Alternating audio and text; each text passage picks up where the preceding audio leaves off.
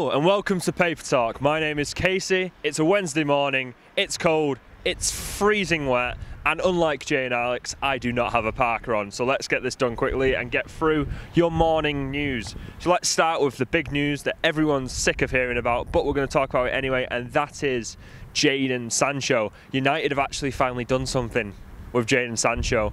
According to Sky Sports News, they've had a £91.6 million bid rejected for the English forward.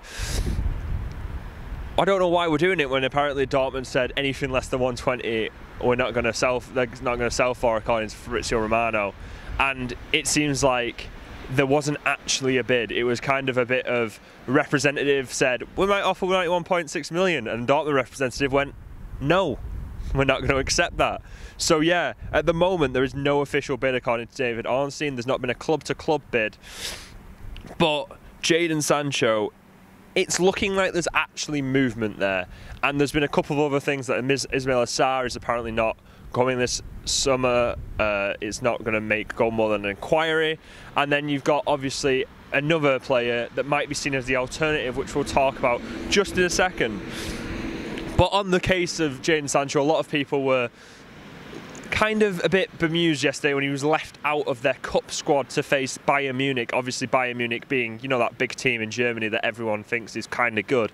But this was due to an unknown illness, a respiratory infection, they said. It wasn't coronavirus, they had the test, it came out negative. But he has not travelled with the squad. A little bit of just digging, you found that Jadon Sancho apparently got a mysterious illness when he wanted to leave Man City, and also Aubameyang got a mysterious illness when he wanted to leave Dortmund for Arsenal. So you can tell why fans are kind of digging into it, but at the same time it could just be he's ill. But it was sort of said that he wouldn't kick up a fuss unless he knew United were going to put in a bid. And if it's been communicated to him that United are ready to bid for him, he might be looking to try and push forward the move.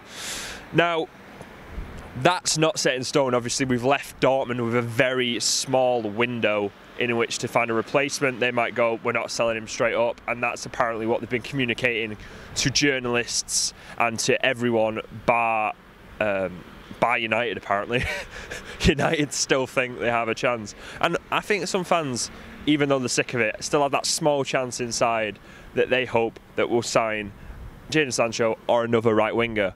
And in terms of that other right winger, there is Ousmane Dembele from Barcelona. Now, Ousmane Dembele's camp has confirmed reports that he's close to joining Man United. Now, before I go on, let's put this into perspective. This was reported in Mundo Deportivo, which is not the most reputable of sources. We'll go on to a bit more reputable sources, but we'll go through what they said first because they were kind of the first to break it.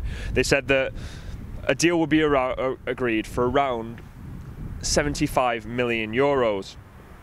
Apparently, Ousmane Dembele wanted to stay. We reported that on the Tier 1 transfer podcast with Mohamed Bouhafsi the other day. He said that he didn't think that Dembele wanted to leave. Dembele wanted to make a mark at Barcelona, and that seems to be the case, that Dembele doesn't want to leave Barcelona, but it's been reported that Koeman has said that he's not in his plans. He wants him to leave to fund a Memphis Depay transfer, and that you can kind of see that because Dembele's never really stuck out in that Barcelona squad as someone who really made the mark after his £130 million move. It's the same with Coutinho, the same with like all those big moves that they made. He's not really made that much of an impact. That, and also he gets injured a lot. Maybe just a tiny bit of the time he's injured, maybe all the time. He has very bad hamstrings. He had a recurring hamstring injury, the last of which kept him out for 6 months. This is why I don't want United to complete this transfer, and that's mainly my reason. It's not the fact that it's, oh, he has that little injury. It's kind of like Eric Bailly, where I think there's a very good player in there. I think he's a fantastic player. I think on the ball, he's brilliant. He's very good creatively, and he's very good dribbling-wise, but he's forever injured. Like, he's one of those players, you know, like when we make those jokes, like, oh, a player gets injured and they have this name, all the players come out, like, on the name on the shirt and he looks dead. They did that with Ousmane Dembele about 2 seasons ago because he got injured for 6 months. So, yeah, I don't think that United should complete that transfer. I think that it's a bit of a dodgy one. And I think that what United should do, if they're going to do it, and it seems to be, according to Fabrizio Romano and Ornstein, that we're going to look to take him on loan, which I think would suit Dembele. I think it would suit him in the sense that he doesn't have to leave Barcelona, and it would suit us that apparently Jadon Sancho is open to the opportunity of joining next year if he doesn't get this year. So it kind of gives us that 1 year stopgap that we're not completely relying on and paying all the wages of.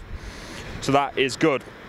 Moving on to another in another position, and that is left back, and the consistent saga of whether we'll get Alex Telles. It seems that United and Porto are far away on their valuation.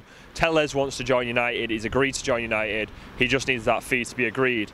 Apparently, according to James Ducker, we are 6 million away in our valuation from what Porto value Alex Telles, and that's probably, we are about 12 million, they want about 18. Why are we not paying the money? Let me put it this way.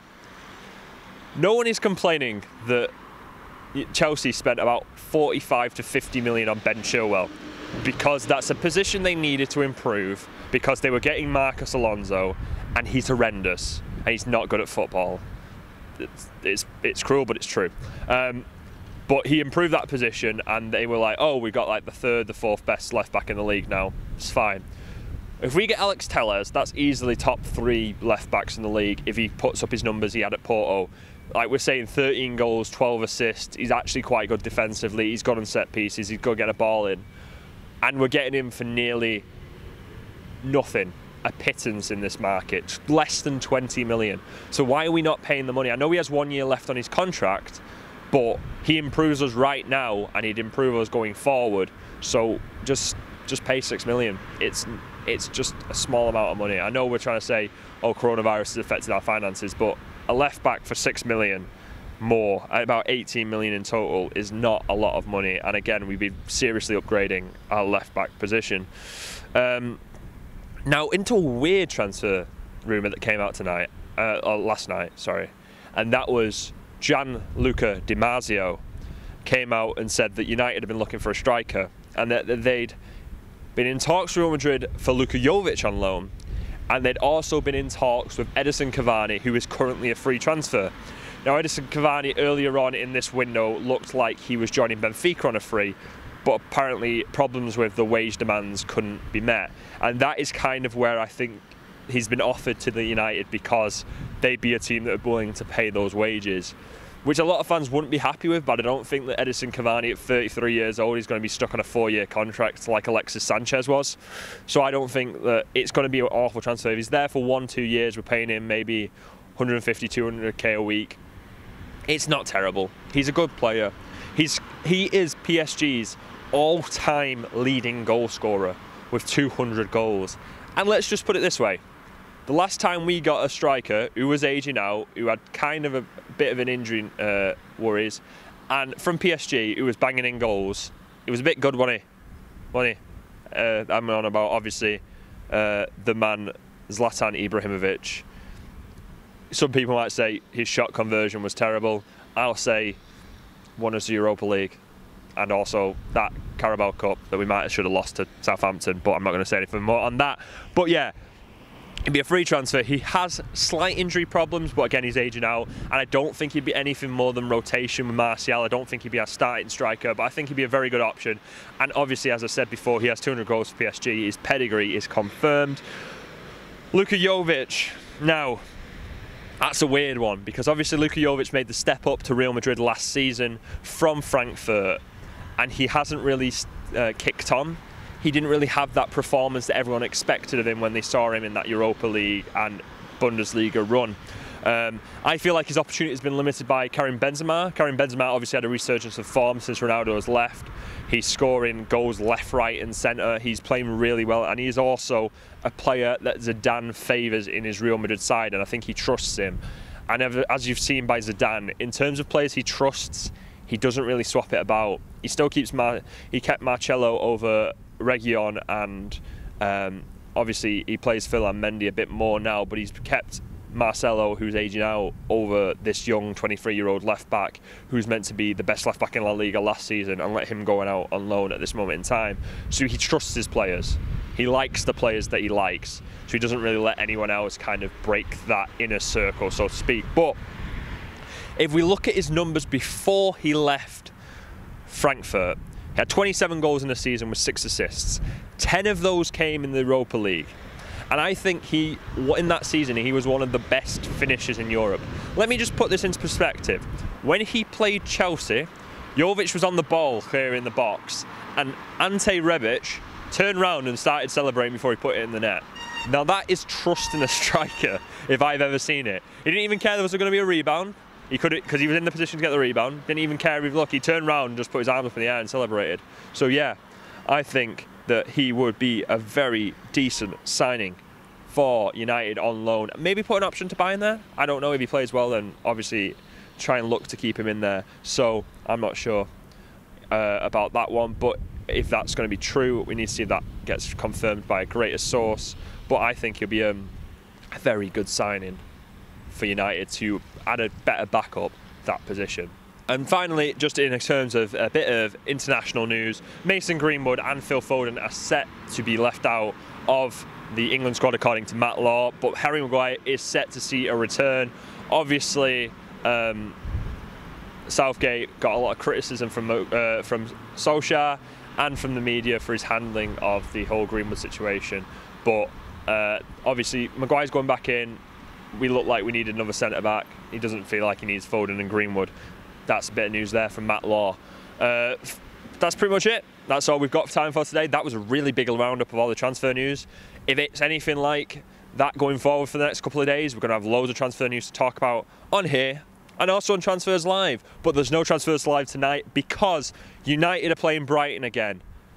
Oh God, I did not like that last time. But hopefully we get to see Neil Maupay cry again. That's all I want to see. I don't care. I hate that man now.